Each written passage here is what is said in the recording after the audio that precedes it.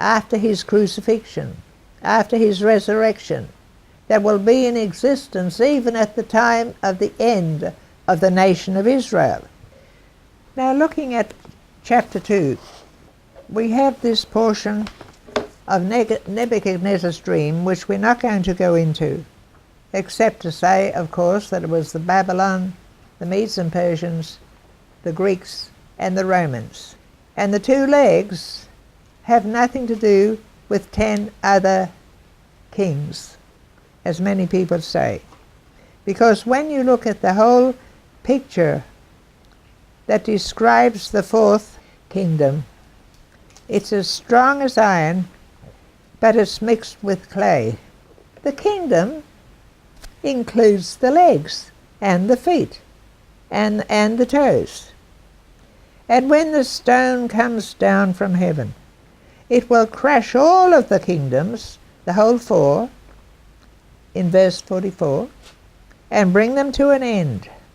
But this stone that is a heavenly kingdom, not made with hands, shall stand forever. And so Daniel is called by the king, and he finds out supernaturally from God what the dream was and tells the king. And he finds out from God supernaturally what the meaning is. And he finds out that the kingdom that is set up will never be destroyed, but that all of those 4 kingdoms are going to come to an end. Now we're going to look at Daniel chapter 7, because this is another part that's very important. In Daniel chapter 7, of course, we see the Son of Man approaching God in heaven. And you see this starting from verse 9. The Ancient One is there. Fire flowed from his presence. There were myriads of angels, and the books were open. But Daniel had seen beasts, and they were the same beasts that Nebuchadnezzar had seen. Now Daniel has a vision to see them.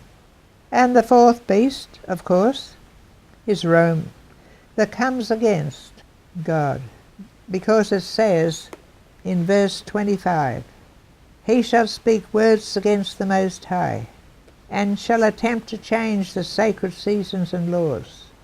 And we need to realize that this is referring to the times of Nero, Vespasian, and Titus in particular.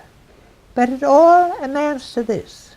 God is bringing judgment through the Son of Man, the Lord Jesus Christ, and the judgment is going to come, first of all, upon those evil nations that do God's bidding to bring judgment on Israel.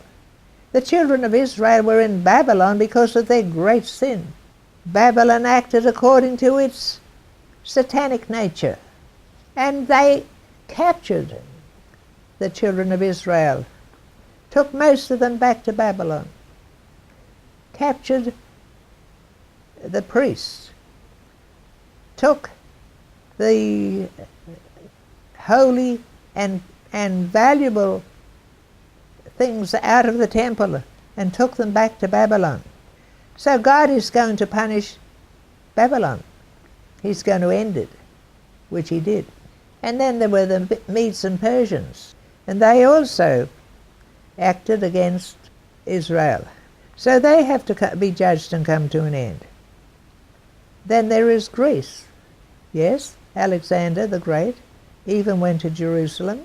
He also acted in the world against Israel. Then, of course, the last one is Rome, that specifically acted against Israel. And it's because of their actions against Israel that God judges them. But he wants to judge Israel, because Israel has been his creation and was supposed to serve him, and they never did. They went the ways of the evil nations. Now we come to chapter 8, And again, we see there is a vision. And actually, Daniel has this vision about the same 4 empires. Not about the Seleucids, not about the descendants who have come out of Alexander the Great's empire after it had been divided amongst the 4 generals. I don't believe it was the Seleucids at all. And I do not believe it has anything to do with Antiochus Epiphanes, which is the general belief. It's totally against the whole flavour of the book. It's totally against what God is doing. God is dealing with 4 evil kingdoms that will be in existence until the baby Jesus Christ is born, and afterwards, after his crucifixion, after his resurrection, that will be in existence even at the time of the end of the nation of Israel. That's what the whole book is about. And when you read chapter 8, for people to say that it's Antiochus Epiphanes and that it has to do with the Maccabees is bringing it out of total context of all the visions that Daniel receives and the point of the whole book. It says this, for instance, in chapter 8, verse 19. Listen. And I will tell you what will take place later in the period of wrath, for it refers to the appointed time of the end. I think everybody overlooks that phrase, the period of wrath.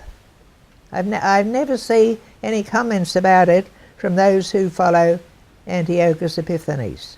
The period of wrath is the period of time that is called Jacob's trouble. The period of wrath is the time when there will be such a great tribulation on the children of Israel as has never been before or since. And then it says, for it refers to the appointed time at the end. What end? Those who follow Antiochus Epiphanes cannot say what end. The end of what? Now we know it's not the end of the world. Has nothing to do with the end of the world. It has to do with the end of the nation of Israel. Because the whole book works up to the very end of the nation of Israel in chapter 12. And then it says who they are, even includes mention of Greece, for instance, and so forth. But it says this, concerning a certain ruler, and it says, he shall grow strong in power. Now when will that happen?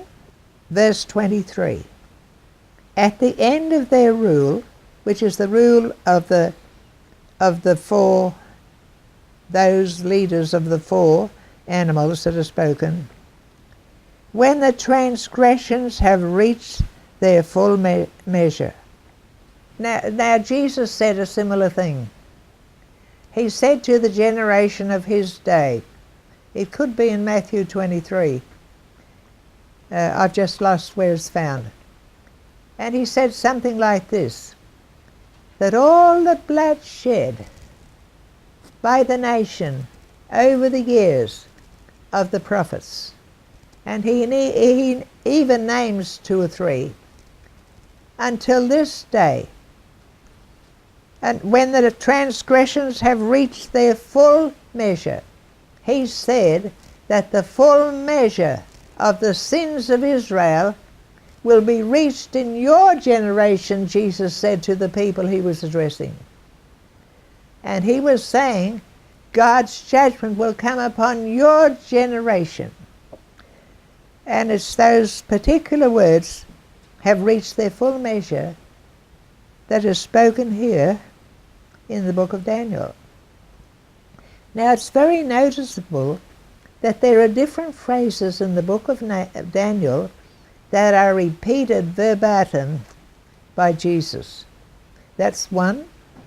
Another one, there shall be a time of great tribulation, such as there has never been.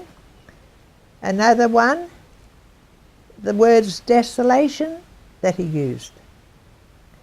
And those words can be identified as being transferred to the time of Jesus Christ and his generation. And so when we continue looking at Daniel chapter 8, this evil person says, "He shall make deceit prosper under his hand, and in his own mind he shall be great." Have you ever read about Nero? He thought he was the greatest artist, the greatest violin player, the greatest person there ever was. He was a maniac. And it is said that he was the one who set Rome on fire, and whether this is true or not, that he fiddled while Rome burned. That's a well-known saying. That was Nero.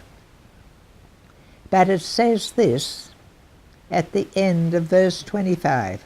"Without warning he shall destroy many," which he did. In particular, from AD 64 to AD 67, 68. He destroyed multitudes. You can read about it in history, as we have related bit by bit in our videos of the last year or two.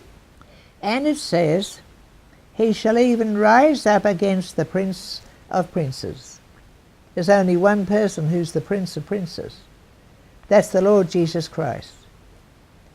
Antiochus Epiphanes wasn't even alive to be able to rise up against the Lord Jesus Christ. Who was? Nero. Nero. He rose up against the Lord Jesus Christ.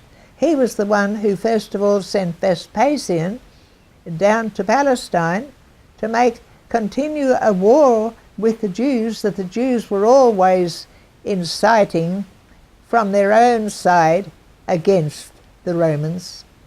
He was the one who sent Vespasian, and after he died, of course Vespasian eventually, after a year, became Caesar, and he sent his son Titus, who brought about the end of the nation of Israel between them. The period of wrath is the time when there will be such a great tribulation on the children of Israel as has never been before or since.